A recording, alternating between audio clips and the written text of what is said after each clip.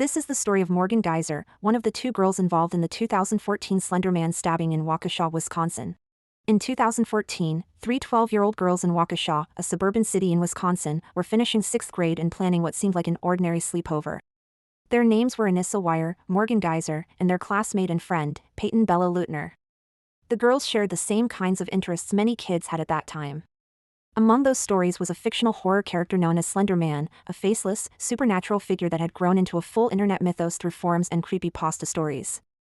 Anissa said Morgan proposed the killing to become proxies, while Morgan told experts she saw Anissa as the architect who made the plan feel necessary.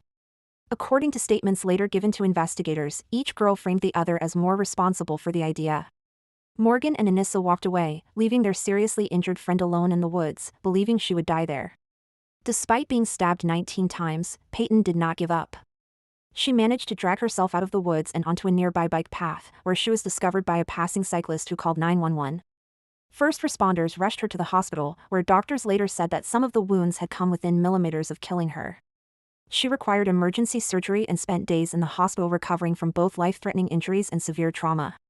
In 2018, a judge ordered Morgan committed to a psychiatric institution for up to 40 years.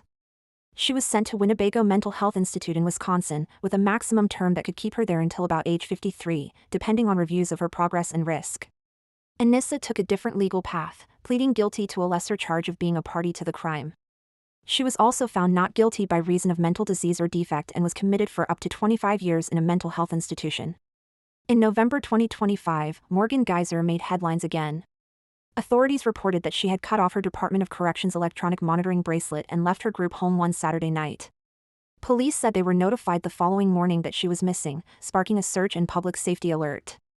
Geyser has been taken back into custody after leaving her group home and cutting off her monitor, and she remains under the long-term mental health commitment stemming from the 2014 stabbing. Her future will depend on court decisions about whether she can ever safely live under conditional release again. Anissa Wire lives under conditions tied to her 25-year commitment order, with earlier reports indicating that her monitoring requirements have been reduced over time. She remains a central but less publicly visible figure compared to Morgan. Peyton Leutner has largely stayed out of the spotlight, focusing on rebuilding her life after surviving the nearly fatal attack. When she has spoken publicly, she has emphasized resilience but also the lasting emotional and physical scars of what happened to her as a child. I hope Peyton lives happily ever after.